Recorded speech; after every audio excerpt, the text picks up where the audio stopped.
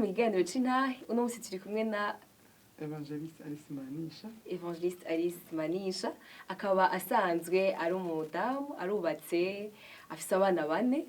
Akaba kandi yarakiriye nk'ami n'umukiza kuva mu mwaka w'1998 gushika uno munsi. Ariko imbere yuko mbandanya, Alice MANISHA ashobora kutubwira ingene wakiriye nk'ami n'umukiza.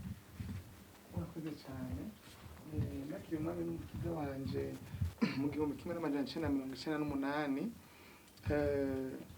Namwakiriye ndusha kandi sinari merewe neza, sinoguhisha. Nari mbabaye kuko nari nagize mariage mu 1993 ndi muto cyane, mfise anovuga ngo ama illusion kujya ko abantu bose bagira ama mariage bumva barahise baryohewe bagiye kubana n'umukunzi wabo, umusheri wabo, bumva bahiriwe cyane vraiment. Niko numva nanje. Hanyuma rero jewe sinebwabona hari ibibazo muri mariage, sinebwabona aho igorana, sinebwabona hari ngorana. No, nagiye mfise iyo ide gusa ko ngiye mu ijuru, kuko jewe kwishuri nakunda gusoma ibitabo cyane, nakunda kuraba na film, nkabona aba prince charmant ngene babana bakunda abasheri babo, bahene babo, nkabona nico gicapo wari ufise nyene cyo muri film nta kindi. Kandi narabibona ko fiançailles zabaye twamenye 1991 tugira amahaje muri 1993.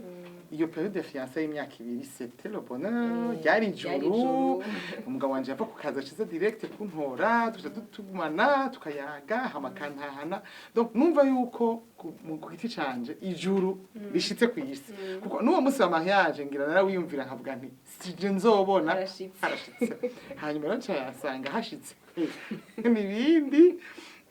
nibindi sanga ivyo ndamusaba ntashaka kubimpa, kuko namusaba ko tugumana muhira ava ku kazi ko kunyene twabana fiançailles, twagumana kava ku kazi kamitana tugumana muhira, tukagumana tugatemberana, hanyuma abana bavutse tukabarerana. Donc moi et lui quoi. Hanyuma rero nsanga ntibikunda muri société burundaise. Nkamubwira chérie erega guma ngaha ngo no akamubwira ati no abagenzi banje rero wibaza ko dushaka abagenzi banje, wibaza no natashe karandi mu bantu bambere batashe kari ngaha mu gisagara ca Bujumbura. Mwumva ko nkavuga none ukumva ko akamubwira ati ndagukunda, nta muntu numwe agukunda nkanya jewe. Donc nkumva ivyo niyatanga ijuru nanje kurondera niribaho ofete ntigexista. Abagenzi baje bambwira ati ari ntukomeye ni kujya nyine bimeze,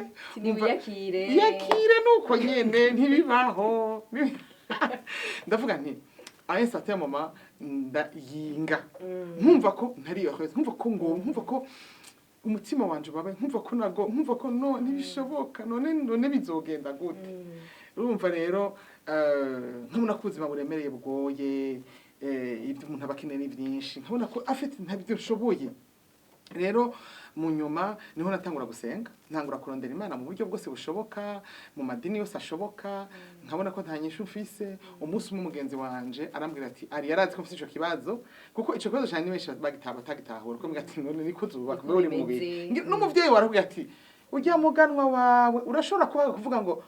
ntakunezereza, none ugomba gire gute. Urumva nkumva ko iyo vide nari mfise vide muri jewe y'urukundo ata muntu numwe. Nibaze ko naho yari gushaka kunkorera uko ndavyifuza vyari kumugora, naho nisire guhaga ngo rukundo ntabwo ari ivyo wari waje witeze. Naje niteze binini bidakunda bitanabahuda bo kwisi. Hanyuma umugenzi wanje arambwira ati nabonye ahantu dusengera, aranje gusenga muri eglise imwe. Yo nukuri ndatangura kumva umunezero, ndanezerwa, numva ntangura kumva ni comble. Muri iyo misi nyene nashaka gukorana cy'abagore bagiteguye ico gikorane, nibaze ko ariho nabona bohokeye. Yari mu mama wo mu Congolaise yaje afise message ku barundi kazi. Iyo message rero yari komeye cyane, azavuga jewe aratuvuga ingene turi abagore bari gito, dukankamira abagabo bacu, tubatuma ivyo badashoboye, tubasaba urukundo badafise, tufise n'umwanda, tutari ordonné, tutazikorera abana bacu, tutanabubaho bagabo. Avuga ingene abagabo arabaganwa arabami, abagabo arababungabunga, abagabo arabasasira, abagabo barabagaburira, abagabo barabambika. Ingene ngo abagabo barundi ngo ngo abagabo b'abarundi ngo bafise comment dire ngo abagabo b'abarundi ngo bari ngo bagiye ibyo kurya by'abakozi ngo bikoze ngo kandi ibyo byose yari exactement isosi ngo ijoborotse imeze nk'ibitsi ngo none ngo azokunda gutahamurira gute atakintu kiryoshe kiba kiri mu aramvuga aransubira ntaguma meze nk'ikijuri mvuga nti kubera iki none nagiye kwitwara ku mana none ngaca asanganije afise amakosa rero aranatubwira agira heza avuga ati ico ati gituma bibiri ivuga mu binyefeso 5:22 ngo bagore mwubaha abagabo banyu nkuko mubaha Kristo mubasonere ngo ntiyapreshije ngo abagabo bakijijwe uko bari kose ntanangura kuvuga nti okay sawa niho rero naje ntangura nanje guhinduka ntangura pratique ivyo yatubwiye ndabona ntivyo byose ngo ivyo ukorera ivyo uri gukorera Kristo ari ngaha mwiza ubikorera uyo mugabo kubera ko nagiye ndahinduka mpinduka mba umwana mwiza nawe uko yacishikara kubona mpinduka agenda nawe ahinduka agenda aba umwana mwiza agenda ndabona ku buryo byafashe urugo rwanje afite maze gukizwa je rwacyo stable hacha aba stability kuko nta mishwano ntako umugabo teza kumara marke ko nigese karavuga n'imana ikiravugiramwo ntangura kumva ari comble kubera nani baye mwana mwiza bashaka mwana mwiza umva cyo tangura kuba stable tangura kuza kumira cya gicapo warusha voilà hama hagati ngaho onye nyarakijijwe nta na gato yarakije kandi yaranabisuzugwa kandi yarabigaya kandi tuzi ko kubana n'umuntu adakijijwe hari kibazo cyane intahe yawe hanini yubakiye ku buzima bw'amasengesho ngene wize gusenga ngene Imana yagucishije muri period itoroshe aho hagati yakwigisha mu ngene ukwiye gusenga kandi sinde kunasengera n'umugabo atarakijijwe agomba ngo utubwire neza ngene vyagenze umaze gushika ahantu urakese nka minukiza barakwigisha ngene ugomba gufata umugabo wawe ngene ugomba kwitwara kugira ngo aguhe vya bindi warukeneye iyo vidi rikiravaho kweri kwiyumvire ko umusengera kandi bya bindi warusha gutangura kubironka voilà ikibazo ni ciza cyane gose maze kubaho muri ubwo buzima nkabona ndabona nabanje nabaye umupasione w'Imana kubera ko nabonye Imana inyishuye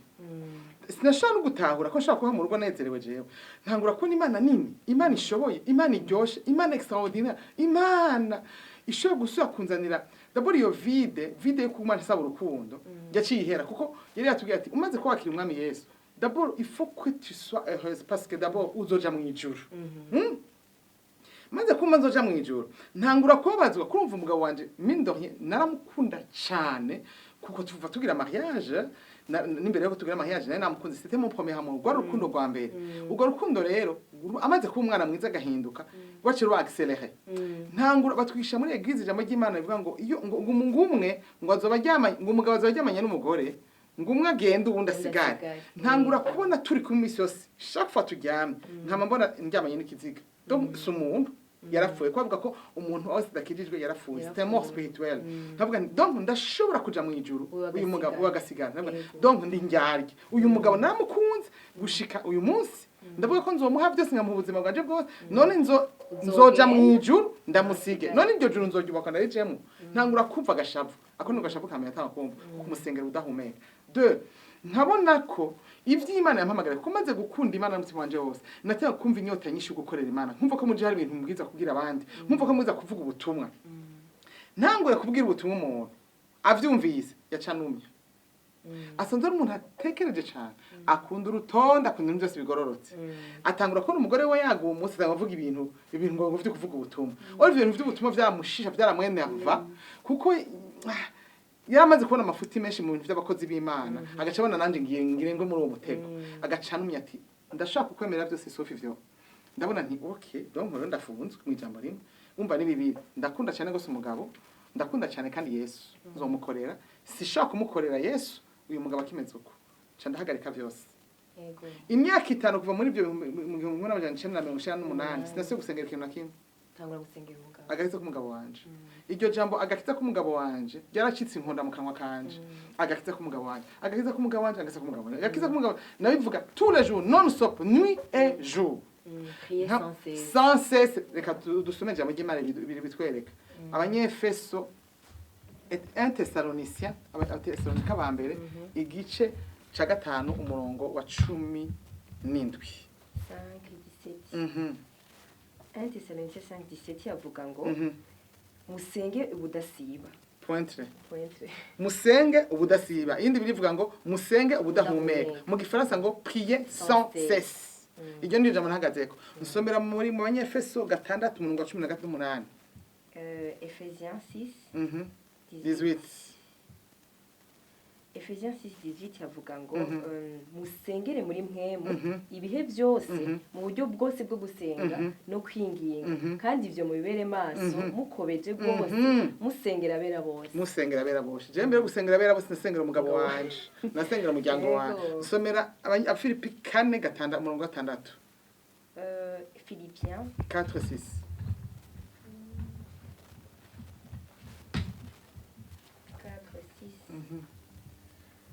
Filipi 4:6 havuga ngo nimugire ico ntimugire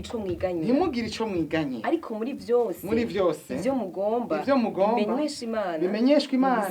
mu gusenga no mu kwinginga no gukenguruka iyindi verse ivuga ngo no gutakamba nuvuga ngo gusenga amasengesho y'ubwoko bwose iryo ni ayo n'amajambo ntagaze usengera umugabo wawe agakiza k'umugabo wanje agakiza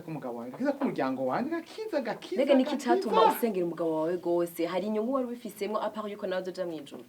ko na mwijuru nabwiza kuzomukorera Imana urumva je sinakorera Imana ko yarambujije yaramblotse donc nawe vyaragufata cyane byarambuha kandi nkumva ko umuriro uri muri jewe ntushobora gukontena aha sishobora kubaho gutyo donc waraka kazimya kandi akazimya cyane yiyoroheje bisigura ngo kumusengera cyane hari nko kwitabara nko kwitabariza ngo ngama sishobora kugumuku waranyeretse ko ibihumbi by'abantu biko birafa bija mu muriro kandi ari je nzobatabara uyu nawe ari karambuza kandi sishaka kumwica kandi utegeza kumwubaha n'ikijabo nyine biza kumwubaha sibuza gukora kugira ikintu kimanya yambuhijije urumva ko vyihutirwa ko akizwa nico gituma rero nita kandi hari abandi bagore usanga bakijijwe abagabo babo ntibakijijwe kandi ni sawa barasenga baraja gusenga abana bameze uko onye kweri kiwe vyagupreoccupa gose nibaza ko umuntu wese bafise icamuzanye ku Mana jewe nari mfise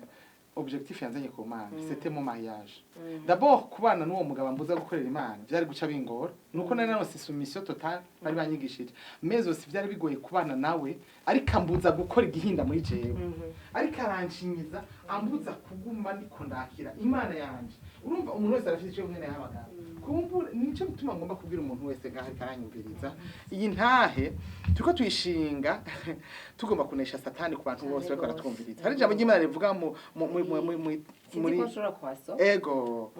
Apocalypse vyashuro Yohana 12:11 Apocalypse ivyahishuriwe Yohana 12:11 havuga ngo nabo bamuneshesheje amaraso y'umwagazi w'intama n'ijambo ryo gushinga intahe kwabo ntibakunda amagara yabo ntibanka no gupfa ntibanka no gupfa bisigura ngo uri kurashinga intahe Imana uri kurapfa ko arakwihora kandi aragushavurira bamunesheje iri jambo ngoma mvuge ayo majambo niko ndavugira ngaha nayo gushingira intahe Imana yanje nabonye iri kirakora mu buzima bwanje kugira ngo ntume mu miryango yose iri kiranyumviriza aba papa nimba ufise umukenyezi adakijijwe aba mama nimba ufise umugabo adakijijwe abana nimba ufise abavye badakijijwe ntusubire guhora ndiko ndakubwire iyi ntahe kugira ngo tuneshe Satani n'umugome aragushira muri comfort kuva biri normal ayo majambo twavuze ubwa mbere ngo dusenga ubudahumeka ntidusubire guhemuka dusubire kuruhuka nukuvuga ko Imana mu kwinginga kwawe hariho ubushobozi bushobora gusatura imisozi uko yo bingana kose bubrotse agakiza k'umuntu wawe turashaka gusenga ubudahumeka twiyoroheje ibintu bisanzwe imodokara akazi abashuru umugabo umugore ubutunzi ibyo byemerewe mugabo uri kusengera ubuzima bw'umuntu bwiza kuzoja mu muriro canke mu ijuru kirazira guhema ubwiza kubikora avec zèle n'inguvu nyinshi naho nakubwiye ngo no kubikora ubudahumeka byafashe igihe kinini kinini cyane kubwire neza kuko urumva wakijijwe mu 1998 umugabo wakijwe ryari wafashe umwanya ungana gute waciye kugira ngo uzobone ryasengesho ryawe gisho nagomba ndakubwira ngo ntibyari byoroshe kuva muri 1998 gushika mu 2003 nariko ndasenga isengesho y'imyaka 5 yuzuye senga ryasengesho nyene agakizwe umugabo wanje sinzi ko uri ngaha sinzi imisi usenze sinzi amasaha usenze kuko je sinasenga amasaha n'iminota nasenga 24/24 naho naba nicaye ndi mu biro ku mashini bariko senga umugabo wanje agakiza umugabo wanje nabandi ko ahantu hose nabandi bakasenga umugabo wanje gusa agakiza kiwe 2003 haca haba icago ku buzima bwacu mu rugo baramufunga bamubeshera ko yisha umuntu bamubesheye jewe ako kanya Imana ishimbwira twari dusanzwe mu masengesho ngo agakiza karashitse mu rugo kwawe yumvire baramufunze kandi baramubesheye bamwambitse ibara ngo agakiza ariko kandi ngo bari bamucirire ubwo gupfa baramuciriye mu nyuma amaze imyaka ngahe ari mu mpemba bacamucira aho bamuciriye ubwo gupfa ndindire kwa sohoka kandi Imana yavuga ngo nagakiza gashitse ibitangaza bigiye bikoreka mu muryango wawe irakomeye acavungwa twaza après ari mu mpemba condamné à mort kandi akakiza kashi urashobora gutahura neza ibyo twaciye singomba kugutera ubwoba ngo ni wasengera umuganga akize cyangwa umuryango ngo kize nguzo muri ibyo oya je naciye mu vy'iwanje kuko Imana yafise aho kiratujana hadasa nahi wawe hanyuma mugabo hose yinjiye mu mpimba cyakizwa buno nyene iyo myaka rero cyantuma mashobora gutena nkabandanya nkunda Imana kuko iyo myaka 3 yaramaze mu mpimba yabaye imyaka yo gukorana n'Imana mu rwego rwo hejuru wewe korana n'Imana wewe n'abana banje kuko ico gihe wari ufise abana bangana gute wari maze igihe mwubatse aho nyurumva ko hari haciye imyaka 5 nk'ijwe gihe nakizwa muri 98 hacaciye indi myaka 5 acarakizwa mu mpimba 5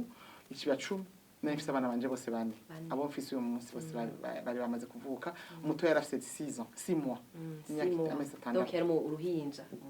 uruhinja hanyuma rero candicara ndabare Yesu acambwira ngo azombera umugabo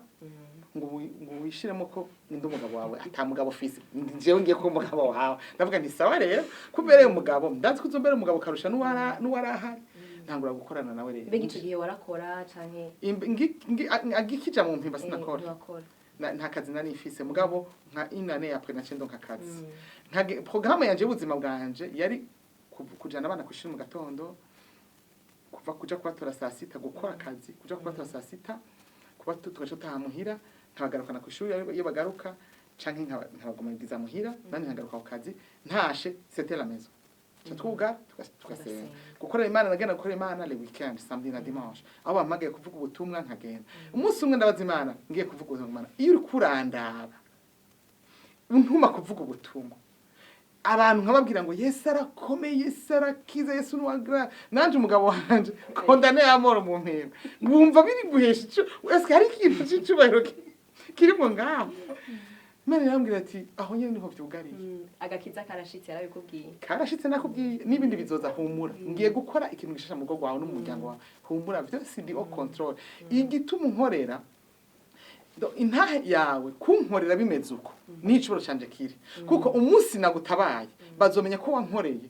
utamerewe neza kandi kunkorera ntibinda ko uja muri confort ahubwo n'icuboro canje kigaragara iyo uri kurankorera mu mubabaro mu bitagenda neza kwabwira Imana nubwo bisuku ku buzima bwanje Dieu est vivant Imana irakomeye Imana irakora Imana irashitsa nzomugirira neza kandi nzomukura hajya kandi kizogitangaza giteye ubwoba imyaka leta niheze nawe entre mu mpimba ariko arakunda Imana ariko arashika ku rwego rukomeye atangura nawe akambwira basezerano Imana yamuhaye akambwira ibintu byose ko aho onye mu mpimba kindi yakora ni gusenga 24/24 Yamana yasuzugura Yamana yagaye atemera atangura kuba umupassionné n'ubu jusqu'à maintenant tubana ukwizera afise je na confise mu bihumbi 2000 yafunguwe mu bihumbi 2008 donc amaze imyaka 5 ari ku ishuri ariko ariga ntiyari mu mpimba yari mu ishuri vraiment kuko Imana yambwiye ati azosohoka ari satema yarambwiye ngo nsenga umbwira ico ushaka cyose ndamukoreramo ushaka ko tuzameze gute umva Imana impaya karyo cyandandika bya bindi byose narayibwiye kera nifuza bamba bambwira ko bidashoboka ndayandikira list barukundo umuntu ambabara umuntu ankunda nkuko nkunda kuko ijambo ry'Imana rivuga mu Efeso 5 kuri gice ca 20 na kangahe ngo bagabo mukunda abagore banyu nkuko nanje nakunze ishengero nabwiye Imana ngo mu mugabo ankunda kujya nawe wakunze ishengero ukaryigura wa undi ari pre kunyigura nuvuga ankunda ambabara kandi ankunda ukondi nuvuga ngo ansutera mu murimo w'Imana amba hafi antahura ingene wangize umusazi ngo ndagukorere yumva ari fier y'ukuntu nkorera Imana yumva ibintu nk'ivyo na kimwe ntanditse yitaha abana ataha muhira kare araba abana bande dukorana kurera abana nuvuga amba hafi muri byose nawe ndayandikira byose ku buryo iyo myaka 5 nk'iyo bibiri ya nyuma yagumambwira ati ndamubwiye nti nk'umugabo wanje ko azigenda yisipuriye umugabo wanje none ko amaze kumuhagakiza none ko amaze kumuhingura nsubiza umugabo wanje ndakwingiza nsubiza umugabo wanje arambwira ati banzura indira hari byo ntaratungana rindira ntunganye bimwe byose wambwira kuko ntibiratungana naca ntekereza unambwiye umugabo ntarafungurwa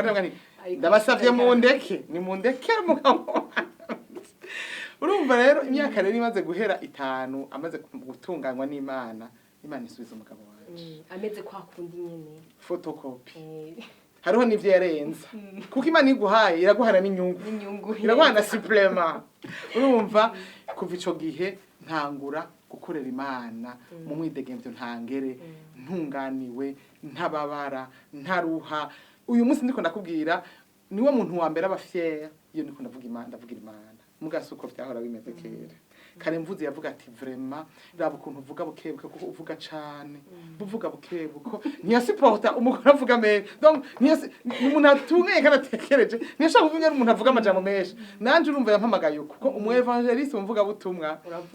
arasemerera n'umusemerezi kuko abari katabara abantu ababuza gukorokera mu kinogo c'umwobo w'umuriro abazana mu bwami bw'Imana rero vyaramugora kunsupporta kunyemera akumva ko vraiment gowe tujanye hano kuvuga ubutumwa kumva ko naho nanje kuvuga ubutumwa mu mpimba akambwira ati warengeje raba ukuntu bigenza wavuze cyane urumva nyene ukumva ko hahangayitse nkabwira Imana nimba ari wampamagaye mwemeze ko ari ukumeze cyangwa nanje umpindure kuko sishaka kubaho guke yumva isoni igihe cyose ndahavye akumva yaragoye ko ndafise umugore nkanje rero ndakwinginze abe fier de moi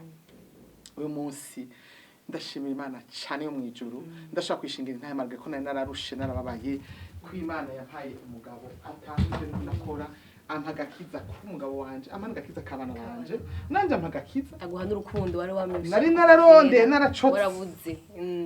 ararumpa runengesereye arampa byose bref ndaguma kubira umuntu wese ariko aratwumviriza Mana yanje ntuswe guhora reka kumva ko ari normal ko ufise umugabo adakijijwe reka kumva ko bisanzwe niba ufise umugore adakijijwe reka kumva ko bisanzwe umwana wadakijijwe imviriza iyamamure imbere y'Imana urumva ko je nasenze imyaka 10 sinzi yumaze gusengera ingana mugabo guhora kw'Imana no gutekereza kwa no kwirimira kwa nzi gutekereza kora aho buri kirakora cyane kandi bikora ibintu byiza rero ndabaremesheje n'ukuri Imana izobishura ntimuhore nabonye Imana intabara nakoze cyane amen amen ibanga riri nyuma y'ivyo byose n'ubuzima bwo gusenga ubuzima bwo gusenga gene wagendanye n'Imana kuvuga itangura Imana ikakwigisha hamugasenga Imana ntishoke yishura mugabo kenshi ikibazo kenshi dufise ubu nuko dusenga hamacha twitega yuko buca Imana twishura itabikoze kira tubivamo nashaka ngo ugire ijambo ubwira abantu bakora twumviriza imbere ko turangiza ubuzima bwa bwo gusenga ingene Imana yabukomeje ingene umuntu ari ubori katwumviriza ivyo ari karacamwo haba mu muryango haba ku kazi yarasenze arateba aradende bukigwara bivamwo abona yuko umengo harabe n'abantu bibaza yuko ubwo ari bwo buzima duhamagarirwa kubamwo ugasanga umuntu yibaza yuko peut-être ko Imana idashaka umugabo wanje akizwa kuva nabisengeye je nararushe cyangwa ugasanga n'inguvu zaracitse nirihe jambo wobwira uwundi mupfasoni nkawe uwundi mupapa ari karakumviriza kugira ngo kumbure naho dufata imyaka 20 canke 30 azabone agakiza gashika mu muryango wiwe amen nashaka kubwire ishambere na mbere jewe kimotiva kintera gusenga ubuzima bwanje bw'amasengesho kuko nubwo bimeze uko ubwiza kubandanya kugwana ubuzima bw'amasengesho bubwiza kuba ubuzima bwawe umuntu wese yamenye Imana bibwiza kuba muri passion ziwe icambere na mbere kintu masenganike nuko jewe mu mutima wanje ndakunda Imana mu mutima wanje wose ikintu kigusunika ntushobora gusenga Imana udakunda ntushobora kwisuka mu biganza by'Imana udakunda ni gukunda Imana n'umutima wanje niryo bwirizwa yaduhaye muri Deuteronome 6 ngo mukunda Imana n'imitima yanyu yose n'ubwenge bwanyu bwose urumva iyo udakunda Imana n'umutima wawe wose biroroshe kudendebukirwa mu by'ukuri yisaba ariko iyo umaze kuba passionné iyo umaze gukunda Imana nuvuga ngo non seulement kwikunda kuyiyegurira kuba consacré nuvuga ubuzima bwawe kabuyihebera apana ko ikirenge kimwe kija mu Mana ikindi kikaja mu isi ukumva nuvuga ngo ubuzima bwanje naramaze kuhebera Imana naramaze kuba consacré nayihebeye nayiyeguriye iyo umaze kwiyegurira rero nta marshal yari hari kuko jewe naho nogera ko sa niyo nyakira yonyiyambura avuga ati wewe ndakuzi ivyabo turaziranye rero nta shwafisi nje imbere niko Paulo yavuze ngo nibagira ibiri inyuma ntara bibiri imbere ndazi ko imbere ari heza nico gituma mbwiza kwisunurira muri yo icya kabiri navuze ngo passionné de Dieu passion gukunda Imana byo gusara gukunda Imana n'umutima wose n'ubwenge igituma muza kuri Imana niki nuko niyo destination yanje deuxième yarancunguye jewe nakowe uwo mugabo nako ndondera ku rukundo yankoye amahera sivita kwera canke inka mugabo jewe umusheri wanje wa mbere nimeho yankoye amaraso yiwe Christ yatanze ubuzima bwiwe ku bwanje arapfa arandokora arankunda none jewe nanje njejwe kumugo rukundo urumva naba nindoga mugabo wanje ntankunda ntagize gute kwera iki nani nabona namuhaye vyose urumva ngene bibabaza kuha umuntu urukundo ntarugusubiza nawe Yesu mwishire mu kibanza ciwe aradukunda duha ubuzima bwiwe bwose arapfa ku bwacu nawe arindiriye iki urukundo rutagira kanenge ari abantu muri Bibiliya bashiki batebejwe kwishurwa mugabo nticabuza ko bakunda Imana umugabo yitwa Abraham hariho umuntu yoba yarakundana n'Imana ku nyarwo Abraham yakunda Imana yarayikunze arayigura aheba umuryango we wose Abraham yarakundwa n'Imana ko yari sekuruza w'amahanga atari bigere exist yari yatoranijwe ku isi nkuko uzoba sega b'amahanga sekuruza w'amahanga ariko yaratebeje kandi tebeza isezerano rizova mu mwana w'isezerano rizozana abandi bantu ku isi none ko atahevye Imana ko atigeze yidodomba ko atigeze yivako jewe nije ntanigira gahambaye ngo yatevye ngo ndabivuyemo ngo ndabihevye dayere nukuvuga ngo iyo uri kurakorana n'Imana Imana ntikora nkatwe Imana le temps avec Dieu ntizi guharura umwanya ngo twe tuharura yaravuze yonyene ngo umunsi umwe ku Mana ngo ni imisi igihumbi urumva igihumbi ni nk'umunsi umwe ishobora kwishura ubunyene canke ikishura haciye imyaka amajana none umugore yitwa Sara ntiyacerewe kuvyara akavyara gushika umwongera indani menopause yaravuye mikongera igitero kagira gishasha hakavuka mu mwana ninye nibihe nirokerateur de toute chose gute nihebura ahubwo perseverance gushishikara kwawe bikuzana ko gloire y'Imana bikaguha icubahiro ku Mana bikazana inyishu itomoye itagira novuga ngo agatosi bigatuma Imana inezerwa kubona yarakuremye ikaba fière ya existence yawe birimwe mu gikombe no mu gitsibo uzoronke imbere y'Imana kubera ko wihanganye cyane donc la passion et la persévérance voilà ikindi kintu nashaka kutuganiza ho gatoya nsanga tuzi kugira ama conference menshi y'aba mama abakenyezi kandi koko wabitubwiye ko Imana ugikizwa ico kintu cyambere akwigishije ufise n'umugabo adakijijwe nagomba ngo ufashe umumama afise umugabo ataramenya Imana kubera ko kenshi turakunze kubibona surtout muri culture y'u Burundi abamama benshi barasenga barikira gusenga ngo ugasanga mu ngo nakajagari byarononekaye kubera ko yumva umengo arakunda Imana ariko naho muhira bitogenda neza hariya ni sawa rero aho hano warahatahuye gose Imana yaranabikwigije muri pratique urabipratika ni hemanuro ni kiye kintu we mu ntahe yawe ingene Imana yabikwigishije ni kiye kintu wo mubwira muri kano kanya cyo mufasha ingene agomba kwifata mu rugo kanatsinda n'umugabo amubonye akipfuza Imana iri muri we kuko burya ngo Imana burya itugaragara ko turi vyete bisomeka donc naho yosenga cyane hariho ingeso kana kataraheba mu rugo hari ikintu kitazokoreka style rero nagomba mudufasha aho hantu okay umajambo make nibigera abavyiye ngitangura nakijijwe kubera kwa rugo nanye ko tungana hanyuma itashika ndonka izo nyigisho tutwite kubera ko nazironse mfise inyota nazipratique ngira ngo kurusha abo twagiye twarimo mu mikorane bose d'abord Ephésiens 5 kuva kuri verset 22 bagore mugamburukire abagabo banyu niyo commencement ikintu cyose mu rugo ntiyavuze ngo akizwe canke ntakizwe uko ari kose urumva ko ari bivatanga ku déclencher umuryango wagakiza mu muryango wanje n'amahoro mu rugo rwanje rero abakenyezi nabahanura d'abord premièrement kuba soumise totalement et entièrement benshi bahora bambwira ngo ari nuko utazi umugabo wanje nameze umugabo wanje mu kabari aba muri boîte umugabo wanje meze yavuze ngo sumize pointre je sinzi byuza kwisumiza ko navyonze ni sumize bwira Imana igufashe kuba sumize nuvuga ngo guca bugufi munsi y'umugabo no kumugamburukira ijana kwijana kugira ngo abone iyo Mana yawe je yarambwira ati vya pastor ivyo akizonda vyawe mugabo umugore wanje je mbona hari ibintu byahindutse bitego nuno munsi wo mamagara bikubwira jewe narabona ko hari ibintu byanditse kuri we ntashaka gutahura bikanshoboza kumutwara gusenga niwe yanyijanira iminsi yose naho mu vyumba vy'amasengesho yaranyinjizayo ahantu hose ndamubwiye gusenga kuko yarabona kameme induru zanje ibiro amanyama yawe ibiro marke vyanje ibibe gito vyanje akabona afite sigenda umuntu ari hasi ndamuserva ndamubungabunga ndamukorera utuntu twose bwati uyu mugore no mubuze hava bigarukana vya bindi ngasibagira ingora kumva ko none yararusha marge ko tabivuga rero naguma guhanura mu mama ari karanyumviriza nimba kijijwe banza uvugira ubutumwa muhira mu kwifata cisha bugufi Mana bwira Imana iguhe guca bugufi iguhe kunama ucike umukozi wiwe wiyumvire ko Kristo yabari ngaha muhira iwanyu ingene uba wifata iyo bari mu nzu yawe ntiwo mwoza ibirenge ntiwo mupfukamira ngira ngo ikintu cyose niwo kimukora ntiwo mutegura utwo kujya fungura turyoshe ntiwogira iki kora bijya nyene niwo abikora nta kabuza Imana nta muco ubikoreza ucongereza n'amasengesho menshi nkuko twabikubwiye ndabaza imbe mu buzima busanzwe mufise ikindi kintu mukora apart kuba umu evangeliste ego wumvise ko namaze gusabira Kristo ngira ngo baza ko byaparanga mu buzima busanzwe ndakora ndi mu femme d'affaires ndakora business mwe itambuza gukorera Imana numero 1 kujya mu itanguriro bavuga ngo ubwa mbere na mbere Imana niyo ya mbere niyo mbaza guhicubahira ibisigaye byose kurikisha nkora business kugira ngo nshobore guprouver ku mabezo umuntu abafise hari amabezo umuntu abafise muri byo bikorwa by'Imana twirukangamwo kuduga ruguru abana bawe fopa kuba ari abana bashaka kwanka n'Imana kwera mama wabo abavyeyi babo bihebeye iyo Mana yabo akabona ntaco bafise murabakene voilà ubuzima bwanyu bwaraparanganye mu jambo rero ico ndagikora